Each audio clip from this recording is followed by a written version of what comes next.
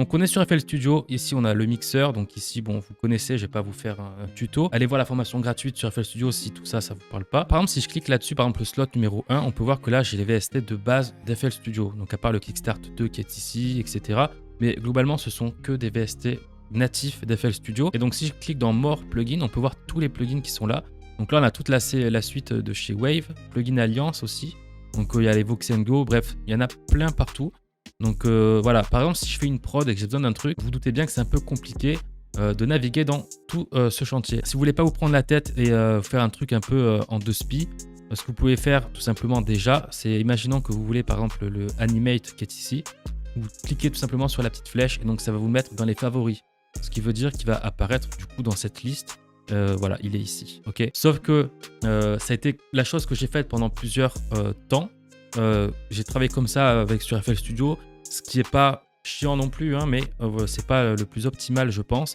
Et comme j'ai envie de refaire quelque chose de propre, donc voilà, j'ai refait des installations propres de mes VST, etc. Et j'aimerais bien ranger par dossier, par catégorie. Donc il y a deux écoles, enfin en tout cas je pense, c'est soit vous faites des dossiers par éditeur. Donc par exemple, je pourrais faire un dossier Wave et à l'intérieur mettre tous les plugins. Un autre dossier par exemple FabFilter où là-dedans je mettrai tous les VST qui sont de cet éditeur-là. Mais je pense que c'est pas la plus optimale.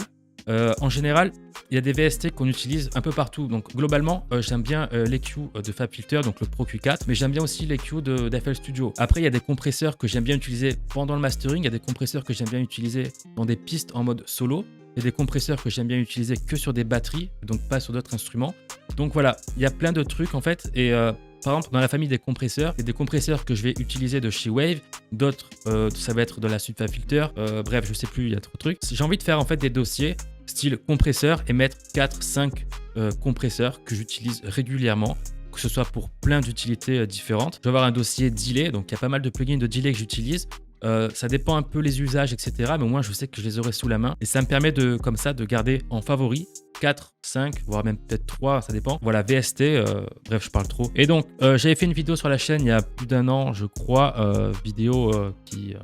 Voilà, se fait vieille un peu. Donc, ce qu'on va faire, c'est que vous pouvez voir déjà 6 jours qu'il y a un dossier contrôleur. À l'intérieur, il y a tout ça de VST. Il y a un dossier delay reverb. Donc, ok, voilà. Donc, ça, c'est FL Studio qui a catégorisé ça comme ça par défaut. C'est pas le plus optimal. En plus, c'est traduit en anglais. Il y a moyen de faire quelque chose de plus sympa. Et honnêtement, il y a plein de plugins là-dedans que vous n'utilisez certainement pas. Donc, on va faire un petit tri. Ça sert à rien que tout reste là. Donc, vous l'aurez compris, pour manipuler des VST, des fichiers qui sont à l'intérieur de ça là. Tout simplement, il faudra ouvrir un Explorer ou un explorateur, je sais plus. Mais vous allez ici dans les documents, vous allez dans Image Line, FL Studio, Preset, Plugin Database. Et donc voilà, ici vous avez les effets d'FL Studio. Donc ce qu'on a vu tout à l'heure, contrôleur, delay, reverb, etc. Ici, vous avez exactement la même chose, mais pour les contrôleurs. Je le rappelle, mais les contrôleurs, c'est la même chose, sauf que c'est ici, hein, c'est pour créer des sons, à la différence de ça, ok, qui sont uniquement pour les effets. Voilà la nuance des deux.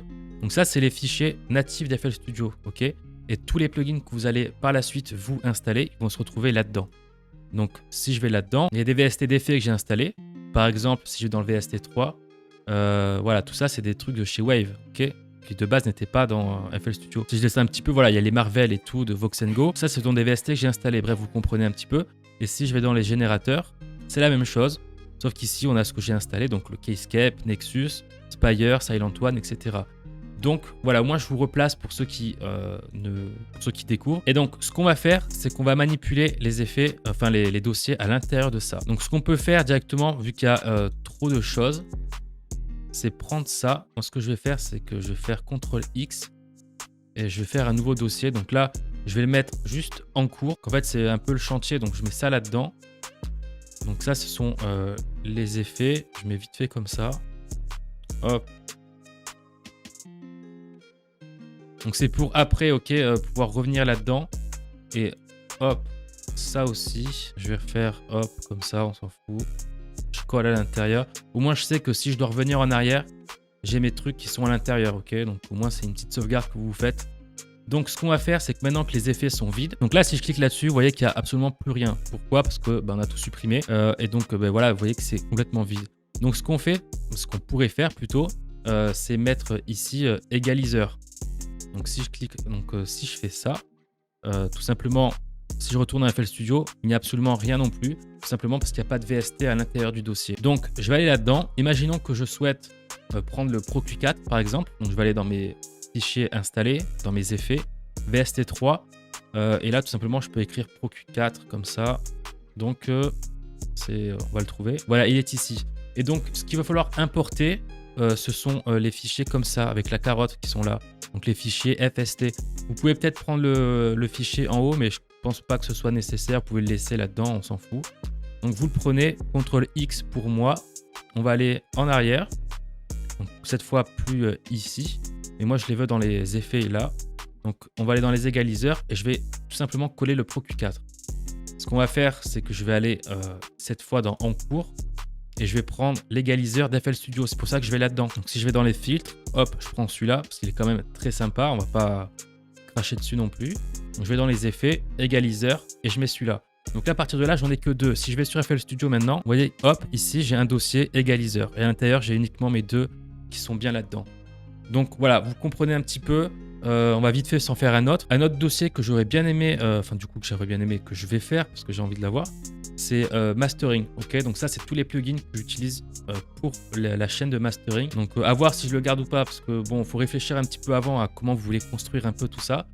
Mais globalement, ce que je pourrais mettre là-dedans, c'est ici, peut-être le span. Ok, donc ça, c'est un analyseur très sympa. Donc je vais prendre le plus qui est ici. CTRL X, je retourne en arrière. Je viens là-dedans, mastering, et je colle ça là-dedans. Ce que je peux faire également, c'est aller dans les installer, effets, et je vais prendre peut-être l'imageur d'Ozone, qui est très très bon. Il y en a plein d'autres VST, mais hop, je vais prendre celui-là, mastering. Donc voilà, on va mettre tous les VST pour le mastering, ok, donc les VST un peu plus, voilà, je pense à des compresseurs un peu plus analogiques, ce genre de choses. Un limiteur par exemple également. Mettez les trucs comme ça, vous savez à peu près. Donc quand vous cherchez un égaliseur, hop, vous ouvrez votre dossier rapidement, vous savez, il n'y en a que quelques-uns qui seront devant vous, donc ça va aller beaucoup plus vite pour la prise de décision, etc. Pour les compresseurs, c'est pareil, vous pouvez faire ça avec tous les effets, etc. Bref, vous avez compris le principe, à partir de là, vous faites ce que vous voulez. Donc si je vais dans FL Studio et que j'ouvre ici, on peut voir mon dossier égaliseur, mon dossier mastering. Et donc là, globalement, j'ai que les VST dont je me sers le plus.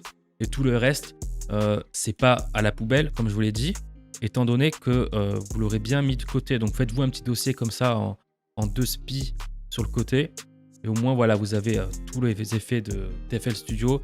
Et si jamais vous devez revenir en arrière ou quoi que ce soit, ça va aller très vite. Vous n'aurez plus qu'à prendre, à copier, à coller. Bref, vous avez compris. Donc, je ne vais pas le faire maintenant. C'est un peu long, c'est un peu chiant. Je le ferai de mon côté. Je vous le montrerai peut-être dans les prochaines vidéos. Mais en tout cas, vous avez compris le principe. Faites ça. Je pense que ça sera vraiment très bien en fait pour vous, pour niveau productivité, etc. Enfin, c'est beaucoup plus simple, je pense, de travailler comme ça. Donc dites-moi ce que vous en pensez en commentaire. Si la vidéo vous a plu, mettez-moi un like.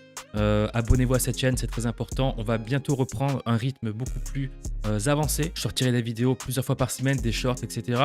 Donc voilà, on va remettre un petit peu la machine en route. Donc bref, abonnez-vous, je l'ai déjà dit. Je vous dis à la prochaine pour une nouvelle vidéo. C'était Lucas.